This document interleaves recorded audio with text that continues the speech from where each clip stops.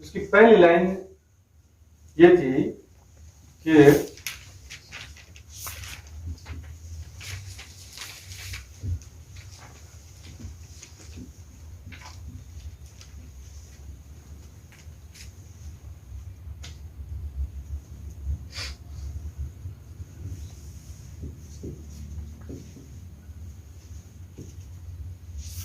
देख लीजिए,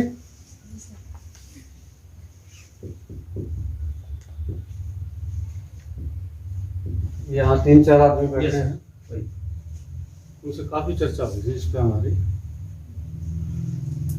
philosophy proceeds education as well as follows it, यानी दर्शन, मैं ले लेता हूँ, दर्शन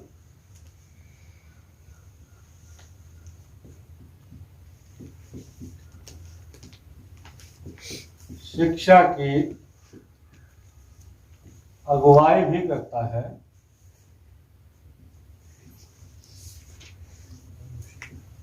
ठीक नहीं चचा रखते, इसके पीछे असिस्टेंट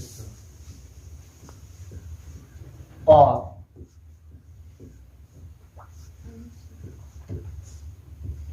ये जरूर अनुराधा जी ने बोला है, अनुसरण भी।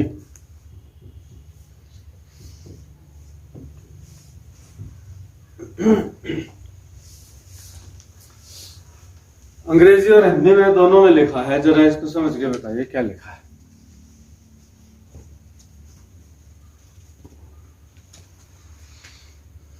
क्या समझ में आता है इस बात से? What is this statement and what is meant by this statement? Philosophy proceeds as well as follows education. दर्शन शिक्षा की अगुवाई भी करता है और अनुसरण भी। कल जो ये बात याद दिला रही है, भाई साहब शिक्षा को समझना है तो दर्शन को समझिए। और मैंने आपको ये भी कहा था कि याद है वो टेबल? Yes sir.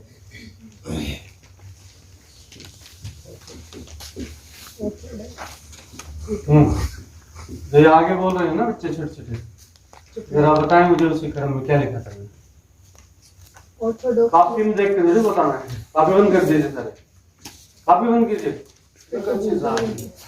दिमाग से पढ़िए, अभी समझा रही हूँ, पढ़ा दिमाग से सोचिए। मैंने ये कहा था कि भारतीय पारंपरिक दर्शन में, इंडियन ट्रेडिशनल फिलॉसफी के अंदर there are two streams. One is orthodox, यानी कि आस्तिक दर्शन है, और दूसरा जो है नास्तिक दर्शन।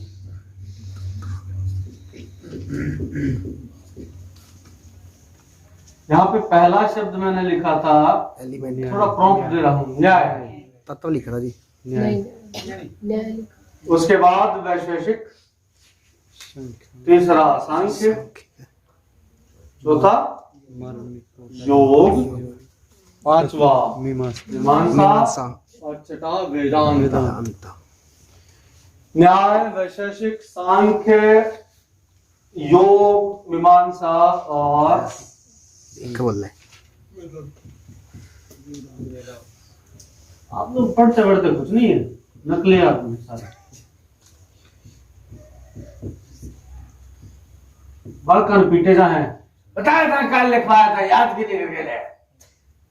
आप तो अपनी मर्जी से आए, वो तो अपनी मर्जी से आते भी नहीं, आपको क्या जरूरत है?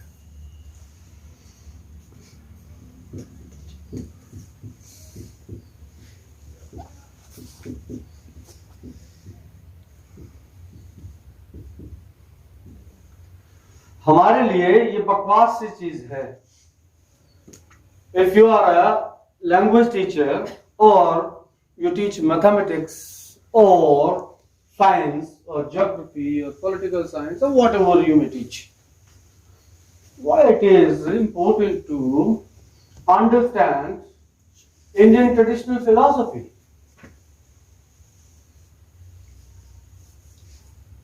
Is it really important? Yes, it is really important because this is the truth. If you are in an enterprise which is called education, then We have to read the philosophy. you must see with open eyes that education proceeds as well as follows the philosophy proceeds as well as follows education. So if you don't understand the philosophy, then you're not supposed to understand education also. This is what I claim. But it's a very sorry state of affair that we will hardly bother to understand a bit of philosophy. Even a bit of it. I don't know why. We are seemingly very religious. We believe in God, we believe in Allah, we believe in Jesus, we believe in 18 कितने करोड़ देवी देवता हैं? 33 करोड़। 33 हाँ ऐसा आगे होते तो उन्हें भी कर ले 33 करोड़ देवी देवता सारे भीतर बसे हैं भाई साहब। आज मंगलवार का व्रत है, आज बृहस्पति, आज बाल को नहीं दूंगा ना नान के अंदर तरीके हैं। Do we understand why these gods and goddesses exist at all? What is the fun of naming them differently? एक लक्ष्मी है, एक अहोई माता है, एक करवा चौथ का व्रत की न्यारी माता है, किसी का न्यारा बापू है। What is the fun? Actually, this is what we call as philosophy of life. And as I told you yesterday, that our philosophy is roving around dharma, karma, what else? Moksha, nirvana, जन्म मरण छुटकारा। हमारी दर्शन जो है पिछले 5000 साल से इसके आसपास घूम रही है। इसका शिक्षा से क्या लेना है? ये स्टेटमेंट तो कुछ और क्या है? दर्शन नहीं होगा तो शिक्षा नहीं होगी, शिक्षा नहीं होगी तो दर्शन भी नहीं होगा। It's like that knowledge without experience is blind and experience without knowledge is lame. ज्ञान बिना अनुभव के अंधा है और अनुभव बिना ज्ञान के लंगड़ा है। इसका क्या मतलब है? Both of them go hand by hand.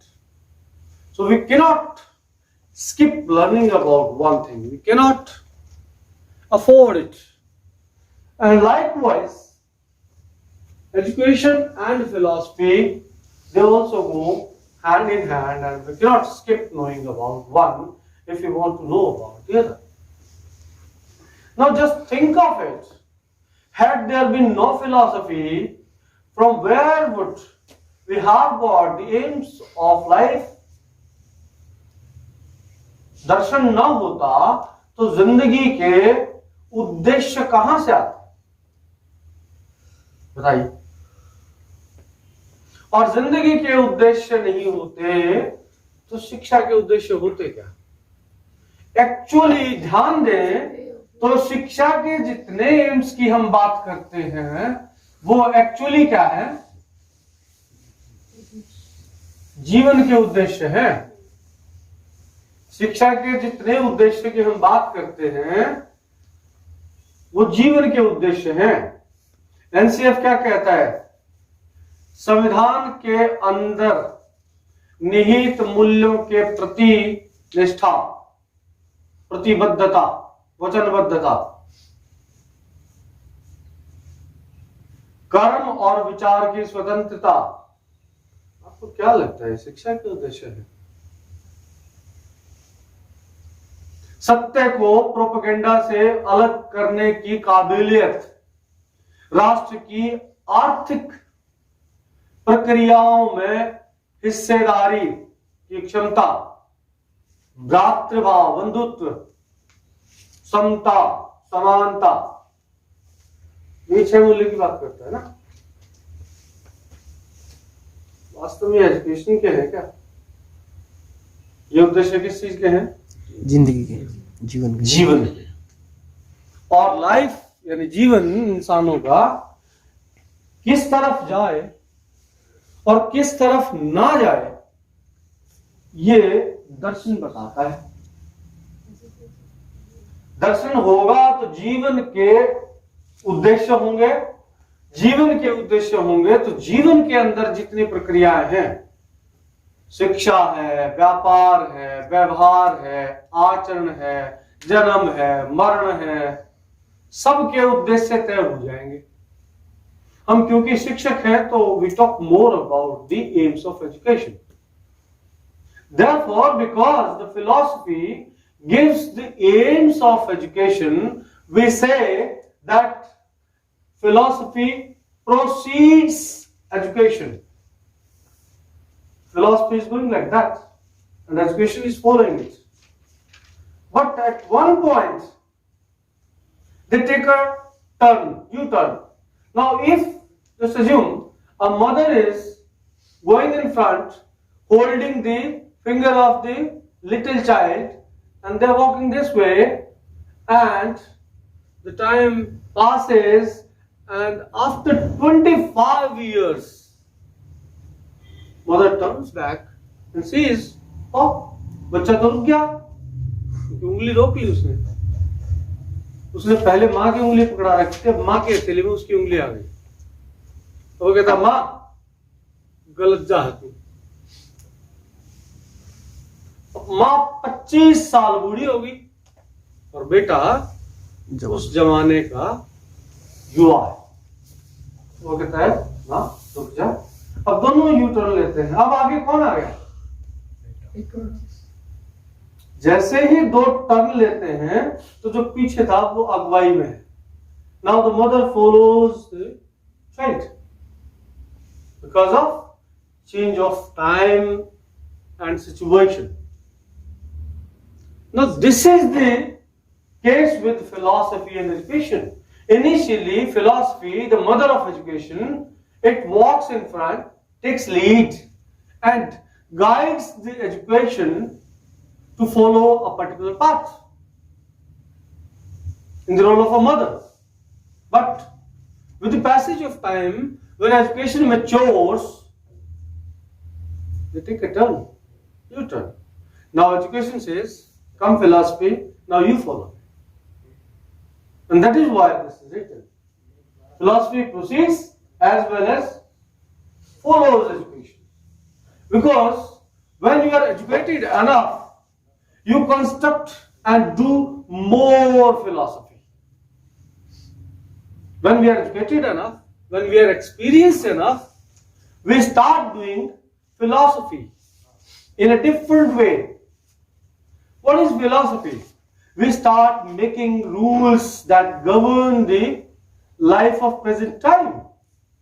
We start talking about it. At that time, when we are talking about life and the rules that govern the present life, we are doing philosophy. And why we are able to do it? Because we are now educated. Now this way, education is guiding the philosophy. It is affecting the philosophy. And that's why the statement, ये इसकी अगुवाई भी करता है और उसका अनुसरण भी करता है। अगर दोनों तरफ दर्शन है तो क्या शिक्षक का ये कर्तव्य नहीं है कि पहले दर्शन को समझे? है कि नहीं है? लेकिन क्या हम दर्शन की तरफ जाते हैं? ना, हमारा क्या लेना देना है? कारण ये है, दर्शन शास्त्र को पढ़ना जरूरी तो नहीं है। एक तो होता है कंपल्सरी, एक होता है इंडिस्पेंसिबल, जिसके बिना काम ही नहीं चलता है। जरूरी नहीं है, इंडिस्पेंसिबल है। Because you do what you believe in, you do what you believe in.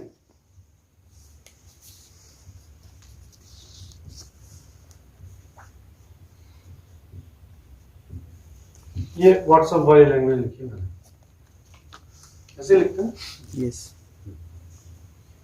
हम वही करते हैं जिसमें हमारा विश्वास होता है, ये सही है हमारे विश्वास के अनुसार, न कि मेरे से अलग किसी लिविंग एंटिटी के विश्वास के अनुसार, न कि गुरुओं के विश्वास के अनुसार, न कि पॉलिटी के विश्वास के अनुसार, न कि अर्थव्यवस्था के अंदर जितनी चीजें हो रही हैं उनके। आई विल डू, हाँ फोर्सफुली तो मुझे कुछ भी करा दो। जब मैं भूखा हूंगा तो आप कहेंगे चल गाड़ी पे कपड़ा मार, ले 5 रुपए, तो मैं गाड़ी पे कपड़ा मारूंगा। इसका मतलब ये है, क्या मैं विलिंगली गाड़ी पे कपड़ा मारना मुझे बहुत पसंद है क्या? लाल बत्ती पे खड़ा हो देखे ना भाई, ये कई बच्चों के पास कपड़ा नहीं होता, वो इससे करते हैं इससे साथ, उनको ये करना भाता है क्या? नहीं, मजबूरी है। मैं उन चीजों की बात कर रहा हूं जो हम विलफुली करते हैं। वो हम कैसे करते हैं? हमारा जो विश्वास तंत्र है, जो विश्वास है, जिसके अंदर हम विश्वास करते हैं, it's a complete full fledged system.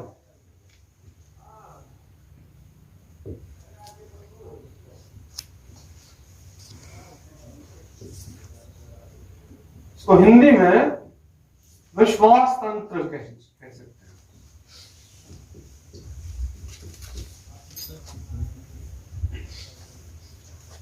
आप सोच के देख लीजिए, जो आप अपनी इच्छा से कुछ भी करते हैं वो डिपेंड करता है कि क्या आप विश्वास करते हैं इसमें के, क्योंकि आप विश्वास करते हैं कि ये सही है ऐसे करना, इसलिए आप वो कार्य करते हैं या उस कार्य करने वाले को सपोर्ट करते हैं, अन्यथा आप नहीं करेंगे।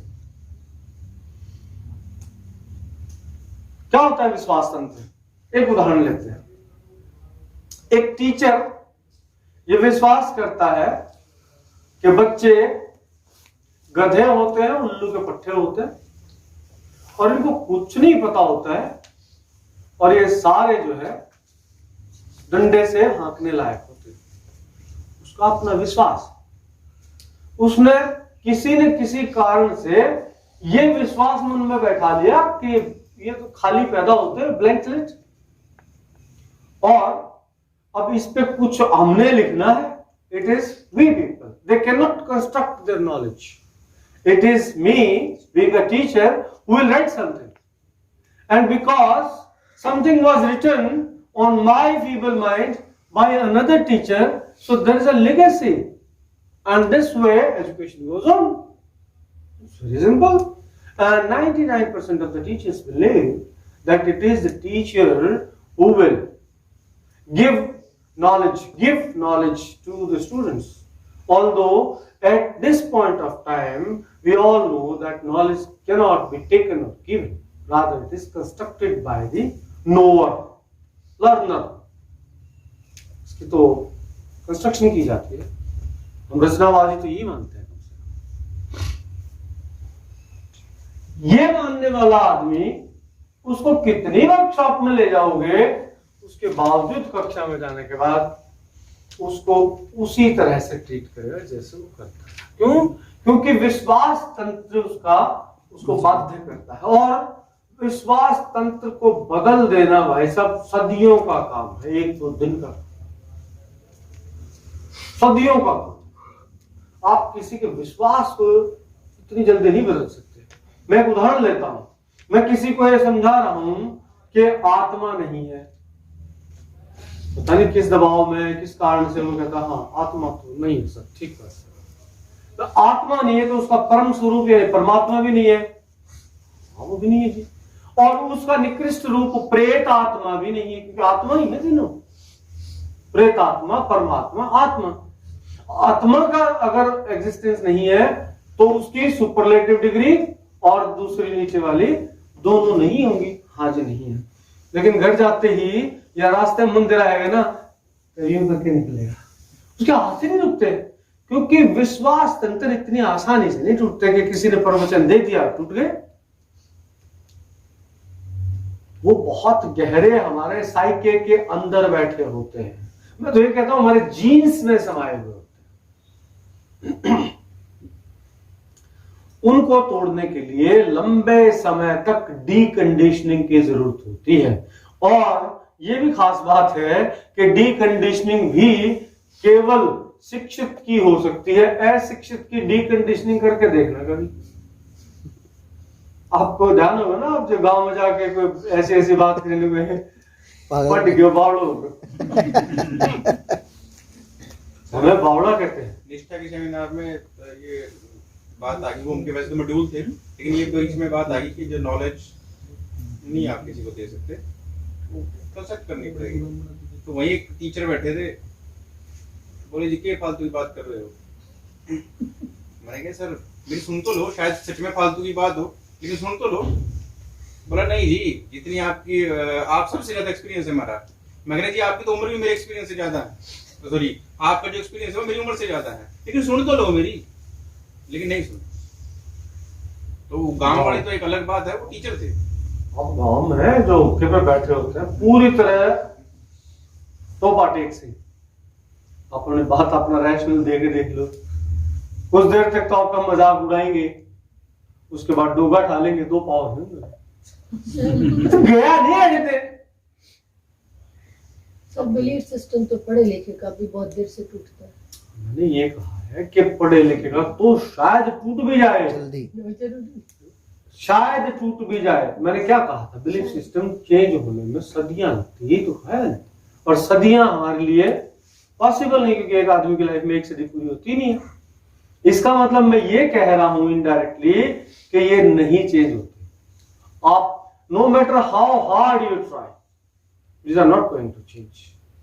But you can change the belief system of a person who believes that whatever I already believe in is not sufficient or good.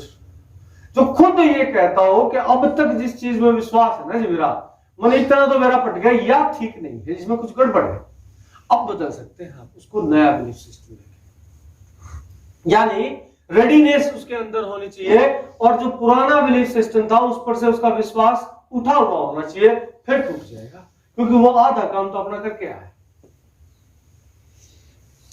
हमें पॉलिटी को चेंज करने के लिए, दर्शन को बदलने के लिए, शिक्षा के तौर तरीकों को बदलने के लिए मास्टर्स के जो शासन करने वाले हैं इनके ऊपर अधिकारी, उनके बिलीफ सिस्टम पे चोट करनी पड़ सकती है। और मैं आपको ये बता दूं कि the moment you will strike on their belief system, they will become furious and they may take your life, not joke life.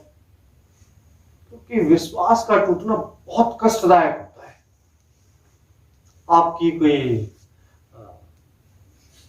प्रेमिका है, बहुत प्यार करती है, आप भी करते हैं, अटूट असीम प्रेम है, सदियों सदियों तक साथ रहेंगे, साथ जिएंगे, साथ मरेंगे। अभी अभी क्या क्या निकले थे आप, बाइक लेके निकल गए, आपको लगा वो परसों है, मतलब आप वापस जाते हैं और उस एक और फूल नहीं खिला है और उतनी प्यार से पकड़ना। वो विश्वास टूटता है तो आप उसको मार भी सकते हैं और खुद को मार भी सकते हैं। छोटा सा एग्जांपल है, ना सुना, विश्वास टूट गया इसने। I am talking about the same विश्वास, बिलीफ। ये टूटते हैं जब, क्योंकि इनकी जड़ें जो है एक एक नाड़ी, एक एक नस तक होती है अंदर, इसको जब उखाड़ते हैं तो सब उखड़ता है अंदर से। इतना आसान नहीं है इसको तोड़ना। ये जो कंस्ट्रक्ट है, इनको तोड़ने के लिए हमें बहुत लंबे और संगठित प्रयास करने होते हैं, और डेडिकेटेड प्रयास। ये नहीं कि इसमें 3 घंटे माथा पची गया, कौन ही मानता जी। 3 जिंदगियां भी हों आपके पास तो भी लगानी पड़ेंगी, अगर आपको ये पता है कि ये ठीक है और ये गलत है और ये मेरे लिए नहीं। यहां पे सुटेबिलिटी, इस विश्वास तंत्र के कारण जो बदलाव आएगा उसके प्रति ये ईमानदारी होनी चाहिए कि इससे मुझे लाभ नहीं होगा, मैं जानता हूं कि जन सामान्य को, आने वाली पीढ़ियों को लाभ होगा। उस विश्वास के साथ जब आप दूसरे को बदलने चलेंगे, बहुत सारे प्रयास करेंगे, तो शायद छोटा मोटा डेंट आप उसके बिलीफ सिस्टम में ला सकते हैं। उससे फायदा क्या होता है? छोटे डेंट से फायदा क्या होता है? जब आदमी को उसके बिलीफ सिस्टम के कारण तगड़ी सी ठोकर लगती है तो आपको वो छोटा डेंट जो है ना वो उसको ध्यान में आता है, ओहो ठीक क्या था। फिर सोचना शुरू करता है कि हाँ उस आदमी ने कुछ कही तो थी यार, क्योंकि उसका ये वाला काम नहीं कर रहा है। फिर इसलिए जरूरी है कि आप लगातार प्रयास करते हैं। ये मान के ना चले कि सदियां तो मेरे पास नहीं है और एक लाइफ में इसका टूटेगा नहीं ना। ये आदर्शों की तरह है, ईश्वर की तरह है। ईश्वर को मैं कहता हूं कि ईश्वर is nothing but a bundle of ideals which is hanged somewhere there where I cannot reach. And whenever I try to touch it, जितना मैं ऊंचा उठूंगा उतना ही वो आदर्श का पिंड भी ऊंचा उठ जाए, और असल में उसका वही रहना जरूरी होता है। कभी सोचा है कि आदर्श समाज की स्थापना हो जाएगा तो क्या होगा? ओके, दूसरा एग्जांपल लेते हैं। सारी महिलाएं एक जितनी सुंदर हो जाएंगी तो क्या होगा? कोई सुंदर नहीं, नाश हो जाएगा। कोई सुंदर नहीं रहेगी। सुंदरता का नोशन गायब है, क्योंकि ये सापेक्ष टर्मिनोलॉजी है, कंपैरेटिव टर्मिनोलॉजी। सारे व्यक्ति अच्छे हो गए तो अच्छाई का उसी दिन अंत हो जाएगा। सब ईमानदार हो गए तो ईमानदारी नहीं रहेगी। ये बड़ा अजीब लग सकता है आपको, सारे ईमानदार हो गए, जब ईमानदारी का नोशन ही रहेगा। ये सब इसलिए है जो अगर आप निकम्मे वाला उससे तो ये अच्छा था। अच्छा कोई किसी के कंपैरिजन में कहलाता है। सुंदर है तो वो किसी से सुंदर है, सफेद है तो वो किसी से सफेद है। ये सारी चीजें जो आदर्श हैं कि ऐसा हो और ऐसा हो, उनका ना होना अच्छा है। लेकिन ये भी साथ में कहता हूं कि इन आदर्शों को पाने के प्रयास निरंतर जारी रहने चाहिए, जबकि आपको ये पता भी है कि आदर्श पा लेना सबसे भयावह स्थिति होगी। इसलिए वो ऊपर वाला कहा जाता है, उसको कोई नहीं छू सकता, लेकिन प्रयास सब करते रहे। वो आदर्शों का पिंड है, वो मर्यादा की प्रकाष्ठा रखता है, वो नियमों की प्रकाष्ठा रखता है, वो आचरण की प्रकाष्ठा रखता है। वैसे हम कभी नहीं बन सकते और हमें नहीं बनना चाहिए। जिस दिन आपकी जिंदगी को, आपकी संपत्ति को, आपके पैसे को खतरा पैदा करने वाले लोग खत्म हो जाएंगे, उसी दिन आपके अंदर से सुरक्षा का भाव खत्म हो जाएगा। धन्यवाद कीजिए उनका जिनसे असुरक्षित है, तब आपके अंदर सुरक्षा का भाव। समझते हैं? ये सारी जो मैं बातें कह रहा हूं, ये क्या है? दर्शन, जीवन दर्शन। और ये दर्शन ही शासित करता है कि कैसा होगा हमारा एजुकेशन। लेकिन जब हम एजुकेटेड हो जाते हैं तो हम दर्शन पे ऐसे लोगों को पाते हैं जो और गढ़ते हैं उससे आगे, और उससे एजुकेशन फिर से गाइड होता है। सो दैट इज व्हाई ये उस दिन जो आपने स्टेटमेंट भेजी थी, इसको बहुत गहरा हो। जिस दिन आपको यह विश्वास हो जाएगा कि इंसान और इंसानी बच्चे भी इसमें शामिल हैं, वो स्वयं अपने ज्ञान का निर्माण करते हैं, यह विश्वास पूरे सिस्टम को बदल देगा। आपका जितना पढ़ाने का था, पीटने का था, दंड देने का था, पुरस्कार देने, सिस्टम पूरा बदल जाएगा, क्योंकि आपका विश्वास तंत्र। जब आपको ये लगता है कि ये व्यक्ति उच्छृंखल है, बदमाश है, बेईमान है, तब तक आप उसके लिए एक अलग तरह की फीलिंग रखते हैं, और उसके लिए कोई भी कुछ करना है तो आप एक अलग कंस्ट्रक्ट है आपके दिमाग में। आपको अचानक पता लगता है ये तो बहुत बड़ा दयालु आत्मा है, ये तो शुद्धतम आत्मा उतरी है। उसके बाद आपका उसके प्रति एकदम से नजरिया बदल जाता है। एक पल में क्या आदमी बदल गया? ना, आपका विश्वास बदल गया। तो हमें विश्वास तंत्र पे काम करने की सबसे ज्यादा जरूरत है, और विश्वास तंत्र को समझने के लिए और बदलने के लिए आपको इसकी शरण में जाना पड़ेगा, दर्शन की शरण। इसको समझना पड़ेगा हर शिक्षक को। बोरिंग लगेगा लेकिन पढ़िए, क्योंकि लोगों ने हजारों साल से जो नैसर्गिक ज्ञान है ना, हम लोगों का ज्ञान नैसर्गिक नहीं है, हम लोगों का ज्ञान बुकिश है। इनका नैसर्गिक था क्योंकि बुक्स तो इनके बाद आई थी। इस नैसर्गिक ज्ञान को समझिए। ये थोड़ा ऑर्थोडॉक्स लग सकता है, हेटेरोडॉक्स लग सकता है, लेकिन ज्ञान ओरिजिनल है ये।